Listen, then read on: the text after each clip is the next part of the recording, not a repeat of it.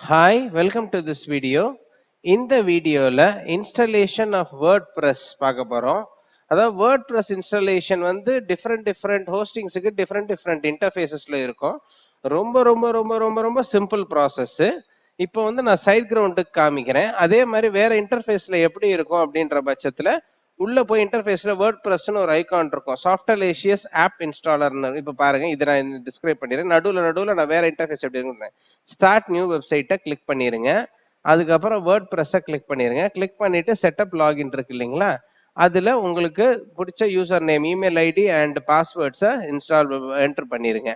So உங்களுக்கு எது கம்ஃபர்டபுளா இருக்குமோ அதை இன்ஸ்டால் பண்ணிருங்க.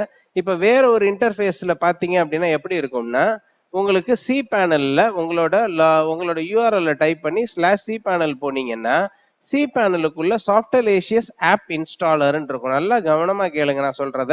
வேற ஒரு இன்டர்ஃபேஸுக்கு நான் சொல்லிட்டு இருக்கேன். சாஃப்ட்வேர் ஆப் இன்ஸ்டாலர்னு இருக்கும். அதுக்குள்ள போய் வேர்ட்பிரஸ்ன்னு இருக்கும். அதை கிளிக் பண்ணிட்டீங்க அப்படின்ற பட்சத்துல வந்து உங்களுக்கு அந்த வேர்ட்பிரஸோட ஸ்கிரீன் வரும். இன்ஸ்டால கொடுத்தீங்க அப்படின்னா சேம் உங்களுக்கு எந்த யூஆர்எல் வேணுமோ அதை செலக்ட் பண்ணிட்டு அந்த டைரக்டரியை வந்து பிளாங்கா விட்டுறணும். விட்டுட்டு உங்களுக்கு அட்மின் பாஸ்வேர்டு கொடுத்துட்டு நீங்க சேம் இது இன்ஸ்டால கொடுத்தீங்கன்னா இன்ஸ்டால் ஆயிரும். அதே மாதிரி தான் இதுலயும் இருக்கும். பாருங்க இப்போ வந்து நம்ம இமெயில் அட்ரஸ் கொடுத்துட்டோம்.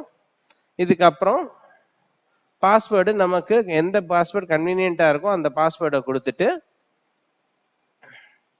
Continue கொடுத்துடுறோம்.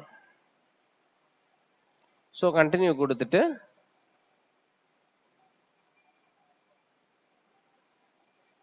Finish கொடுத்துடுறோம்.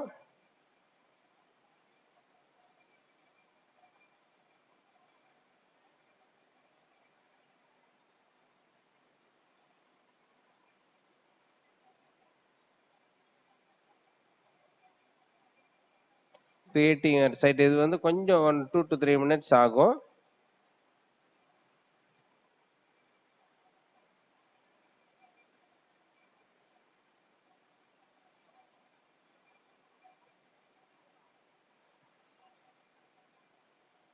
Home website services billing reference market place இருக்கும். 2 to 3 minutes எடுத்துக்கிறோம். கிரியேட்டிங் சைட் கொடுக்குறோம். யூஆர் ஆல் செட் கொடுத்துட்டு கீழே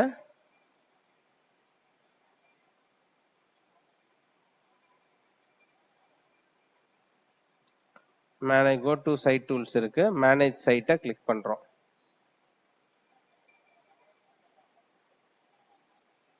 மேனேஜ் சைட் ஒன்னா போலாம். ஓகே, மேனேஜ் சைட்டை கிளிக் பண்றோம்.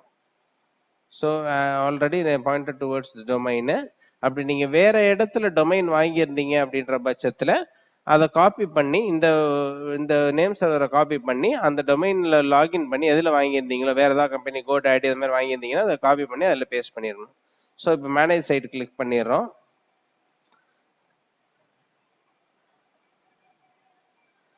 கிளிக் பண்ண உடனே ஸோ இது WordPress இருக்கும் பாருங்க. நீங்க கிளிக் பண்ணிட்டு இன்ஸ்டால் அண்ட் மேனேஜ்ன்னு இருக்கும். அதில் கிளிக் பண்ணிட்டு கீழே ஸ்க்ரோல் பண்ணி பார்த்தீங்கன்னா ஏற்கனவே நம்ம இன்ஸ்டால் பண்ணிட்டோம். ஸோ இப்போ நம்ம பண்ண தேவையில்லை. இப்போ நம்மளோட யூஆர்எல்ல டைப் பண்ணி பார்க்கலாம். ஸோ இந்த யூஆர்எல்ல நான் டைப் பண்ணி பார்க்குறேன்.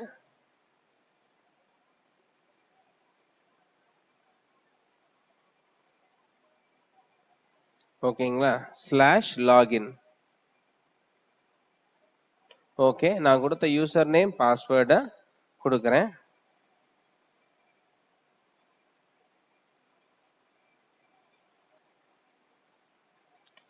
ஸோ யூசர் நேம் என்னோட இமெயில் ஐடி தான் கொடுத்துருந்தோம். ஸோ அந்த இமெயில் ஐடியும் பாஸ்வேர்டையும் என்ட்ரு பண்ணுறோம்.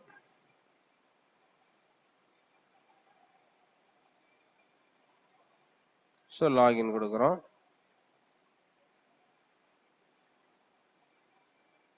நெவர் கொடுத்துட்றோம்.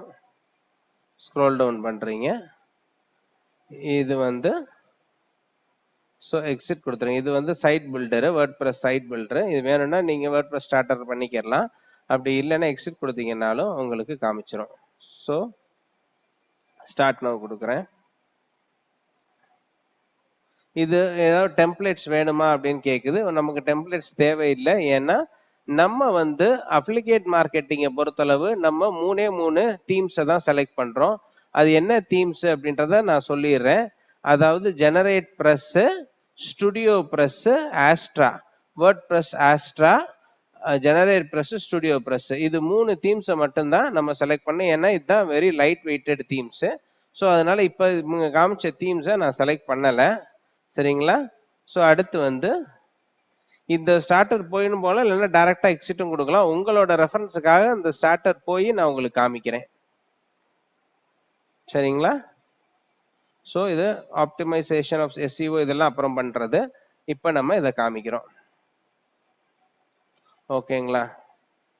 ஸோ குரோ சப்ஸ்கிரைபர்ஸ் லிஸ்ட் இது தேவையில்லை. ஸோ கம்ப்ளீட் கொடுத்துட்றேன்.